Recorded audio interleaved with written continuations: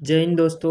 आज मैं लेकर आया हूँ एक और नया वीडियो जिसमें 17 मार्च को होने वाली सामाजिक विज्ञान 10th आरबीएससी बोर्ड एग्ज़ाम का पेपर बहुत ज़्यादा इम्पोर्टेंट क्वेश्चन और सॉल्यूशन 100 में से 90% यही आएगा।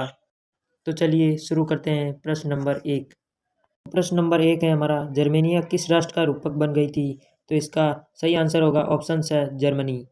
प्रश्न नंबर 2 है हमारा, उगते सूर्य की किरणें निम्न में से किसका प्रतीक हैं? तो इसका सही उत्तर होगा ऑप्शन है शांति। प्रश्न नंबर 3 है हमारा, निम्न में से किसे साहित्य का नोबेल पुरस्कार प्रदान किया गया है? तो इसका सही उत्तर होगा option the Amartya Sen. Question number 4 है हमारा, जमीन खेती क्या है? तो इसका सही उत्तर होगा ऑप्शन है स्थानांतरित कृषि। प्रश्न नंबर 5 है हमारा, सरदार सरोवर बांध किस नदी पर बनाया गया है? तो इसका सही उत्तर होगा ऑप्शन है नर्मदा नदी। प्रश्न नंबर 6, रबी फसलों का युग्म है? तो इसका सही उत्तर होगा ऑप्शन है गेहूं जौ। प्रश्न नंबर 7 है, बेल्जियम की राजधानी कौन सी है? तो इसका सही उत्तर होगा ऑप्शन द ब्रुसेल्स।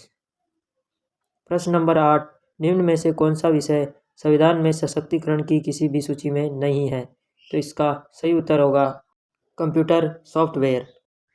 प्रश्न नंबर 9 है, वामसेव संगठन का संबंध किससे है? तो इसका सही उत्तर होगा ऑप्शन द मजदूरों से। प्रश्न नंबर 10 है, मानव विकास रिपोर्ट जारी करने वाला संस्था है? तो इसका सही उत्तर होगा ऑप्शन ए संयुक्त राष्ट्र विकास कार्यक्रम। प्रश्न नंबर 11, द्वितीय क्षेत्र से संबंधित व्यवसाय कौन सा है?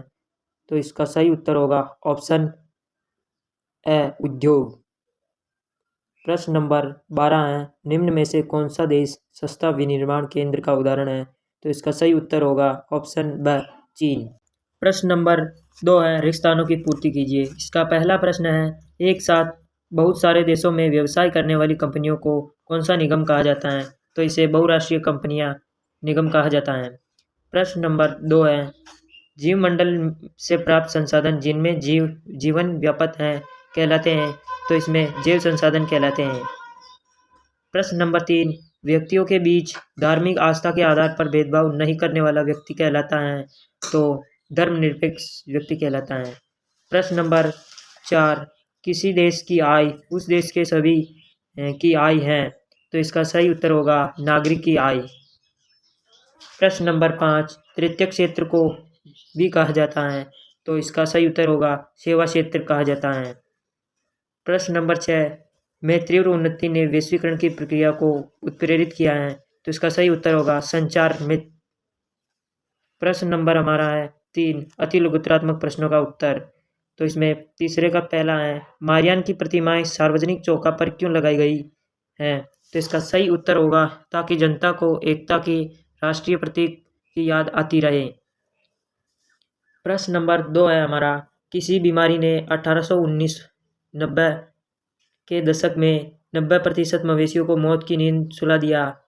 तो इसका सही उत्तर होगा रीडरपेस्ट।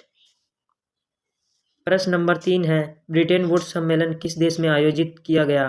तो इसका सही उत्तर होगा संयुक्त राज्य अमेरिका।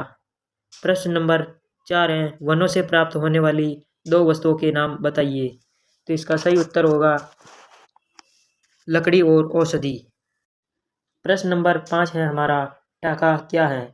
तो इसका सही उत्तर होगा वर्षा के जल को संग्रहित करने के उद्देश्य से बनाया गया भूमिगत टंकी या गड्ढा आदि टाका कहलाता है। प्रश्न नंबर 6, भारत में उगाई जाने वाली 2 मुख्य रेशेदार फसलों के नाम बताइए? तो इसका सही उत्तर होगा कपास और जूट। प्रश्न नंबर 6, श्रीलंका स्वतंत्र कब बना? तो इसका सही उत्तर होगा 4 फरवरी 1948 को श्रीलंका आज़ाद हुआ। प्रश्न नंबर 8 है हमारा, भारतीय संविधान में हिंदी के अलावा कितनी भाषाओं को अनुसूची भाषा में दर्ज किया गया है? तो इसका सही उत्तर होगा 21 भाषाएं। प्रश्न नंबर 9, किसी आंदोलन के राजनीतिक दल के रूप में बदलने का कोई एक उदाहरण दीजिए? तो इसका सही उत्तर होगा जेपी आंदोलन। प्रश्न नंबर 10, धारणीय विकास से आप क्या समझते हैं? तो इसका सही उत्तर होगा पर्यावरण और संसाधन का उपयोग इस तरह किया जाए कि वह भविष्य के लिए उपलब्ध रहे। प्रश्न नंबर 11, आपके अनुसार भारत में अधिकांश लोग कहाँ नियोजित होते हैं? तो इसका सही उत्तर होगा प्राथमिक क्षेत्र में ज़्यादा नियोजित होते हैं? प्रश्न नंबर 12, रेनवेक्सी कंपनी क्या उत्पादित करती है? तो इसका सही उत्तर होगा जेनेरिक दवाइयाँ।